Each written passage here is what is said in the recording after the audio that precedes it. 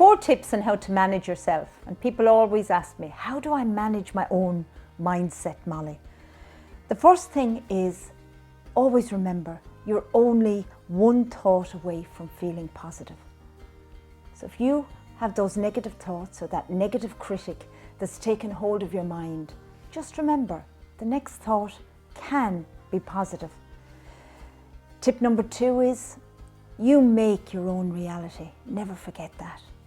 From moment to moment, you create your own reality. Tip number 2. Take it from the beginning.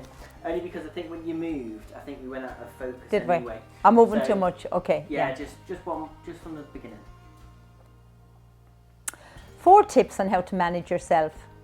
The first tip is, remember, you're only ever one thought away from being positive.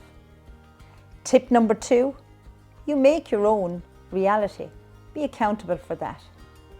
Tip number 3, what you focus on is what you get. And tip number 4 is, your outer world is only ever a reflection of your inner world.